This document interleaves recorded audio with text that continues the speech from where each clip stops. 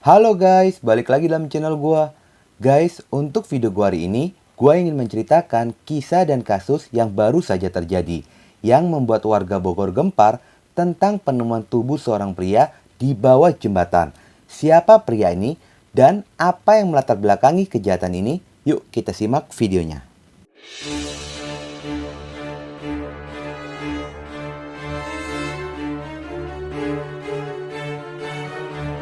Pada hari Sabtu, tanggal 30 Juli 2022, jam 9 pagi, lokasi yang biasanya sangat sepi dengan sekelilingnya masih rimbun dengan rerumputan mendadak menjadi pusat perhatian warga.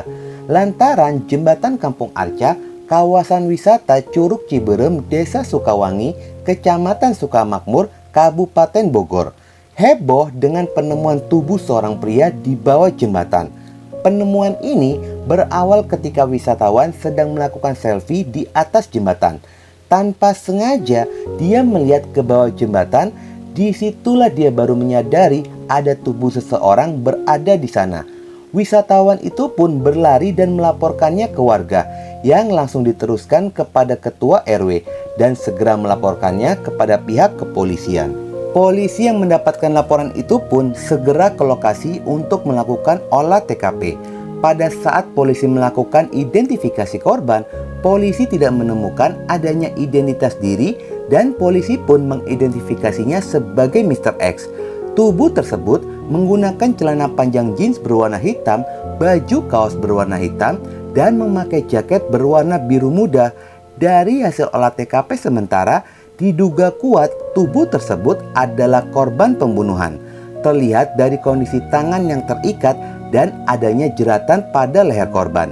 Selanjutnya, tubuh itu pun dievakuasi dibawa ke Rumah Sakit Polri Kramat Jati, Jakarta guna dilakukan pemeriksaan lebih lanjut.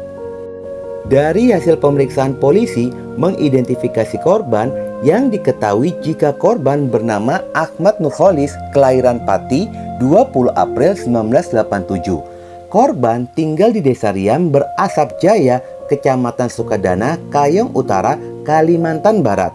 Dan diketahui korban pun aktif di KONI sebagai bendahara KONI Kabupaten Kayong Utara.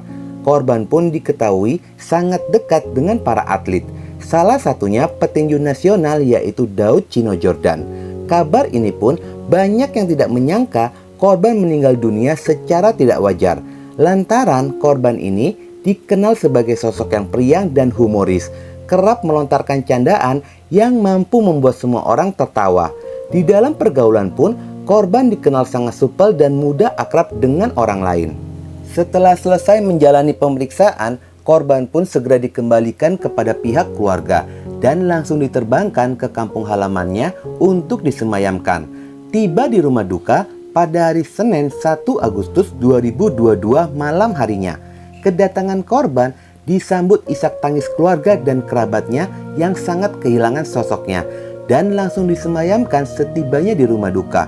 Terungkapnya identitas dari korban ini menjadi langkah awal pihak kepolisian untuk mengungkap misteri kejahatan yang dialami oleh korban.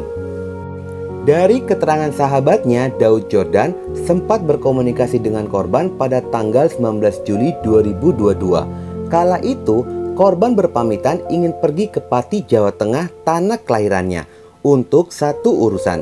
Daud pun selaku ketua KONI Kayong Utara mengizinkannya, tetapi memintanya sesegera mungkin untuk kembali ke Kayong Utara karena akan menghadapi Pekan Olahraga Nasional atau PON. Selain kepada Daud Jordan, korban pun berpamitan kepada rekan lainnya akan pergi ke Pati, Jawa Tengah untuk mengurus tanah warisan. Tetapi kakak kandung dari korban mengabarkan jika korban tidak pernah datang ke Pati yang ternyata ditemukan tidak bernyawa di daerah Bogor. Dengan adanya kejadian ini, polisi pun segera menelusuri aktivitas dan komunikasi korban dengan sejumlah orang yang diketahui jika korban sudah berada di Jakarta pada tanggal 12 Juli 2022. Diketahui korban pun berkomunikasi dengan rekannya yang merupakan mantan petinju dan juga merupakan anggota TNI Angkatan Udara bernama Agus Tiawan berpangkat Sersan 1. Mereka berdua sudah saling kenal lama lantaran bergelut dalam olahraga tinju dan sama berasal dari Kalimantan Barat. Saat itu, korban terpaksa menagih hutang 300 juta kepada Sertu Agus. Lantaran saat itu, korban sedang bingung dikarenakan akan diadakan audit keuangan anggaran, sementara uang kegiatan KONI terpakai untuk keperluan pribadi sebesar 600 juta rupiah. Sementara keberadaan Sertu Agus di Bogor, dia pun sedang menjalani pendidikannya sebagai siswa Susba Pamdiksik Asrama TNI AU Atang Senjaya, Bogor, Jawa Barat. Sekilas profil Sertu Agus itu sendiri. Sertu Agus masuk menjadi TNI Angkatan Udara BAPK A38 melalui jalur atlet tinju.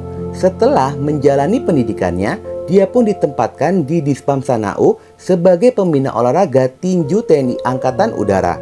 Pada tahun 2017, dia pun ditempatkan di Ciamis, Jawa Barat. Dan Sertu Agus mengakhiri karir tinjunya pada tahun 2019. Dia pun kembali dimutasi pada tanggal 27 Maret 2020 ke Lanut Supadio sebagai BA Dogfile Tim Intel Lanut Subadio.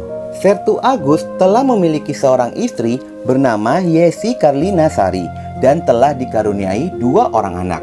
Sejak berdinas di Dispam Sanau hingga Lanut Supadio, diketahui rumah tangganya sering bertengkar dan sering melakukan KDRT kepada istrinya.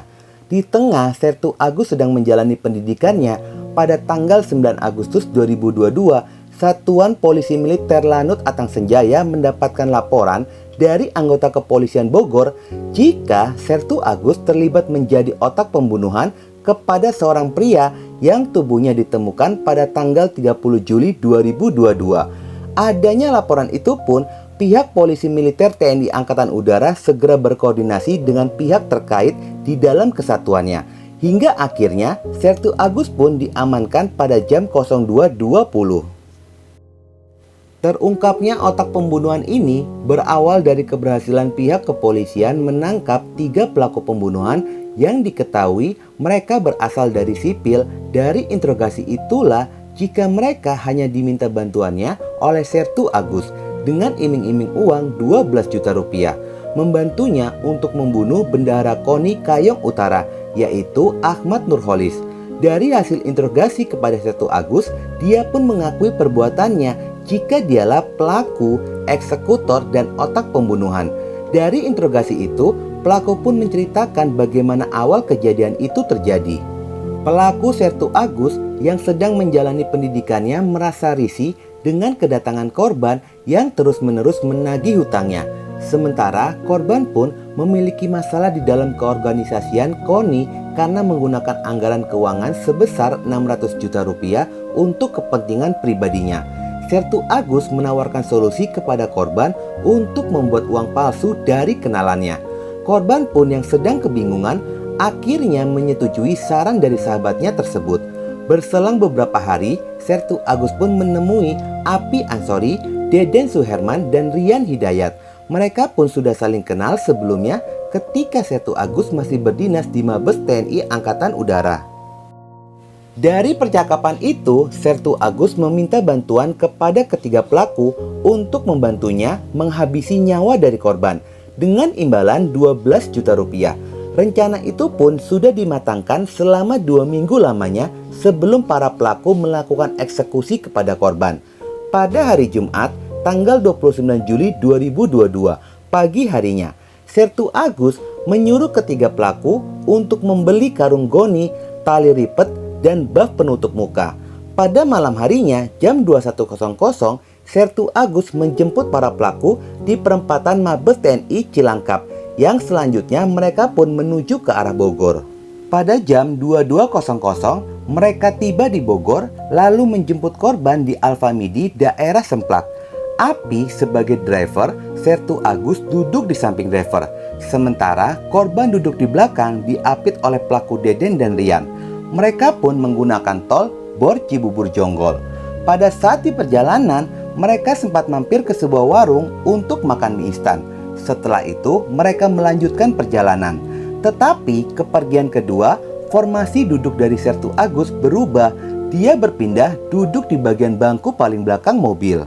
Pada saat di tengah-tengah perjalanan, mereka pun berhenti kembali dan berdalih lokasi pabrik pembuatan uang palsu sudah dekat.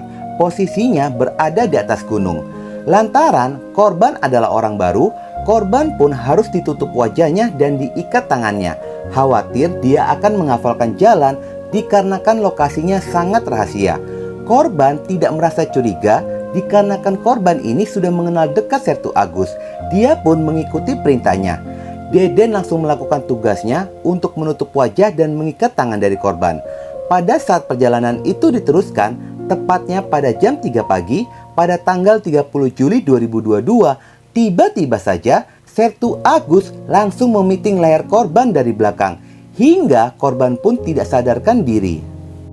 Untuk memastikan jika korban bukan pingsan, Sertu Agus menyuruh Rian dan Deden mengkalungkan 3 buah tali ke leher korban, lalu memasukkan korban ke dalam karung.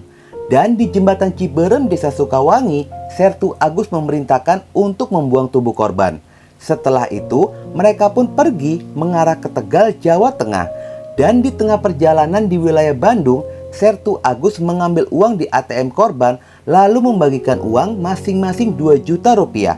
Tujuan mereka ke sana agar mengecoh seolah-olah korban bukan berada di Bogor, karena akan terlihat dari mutasi rekening korban.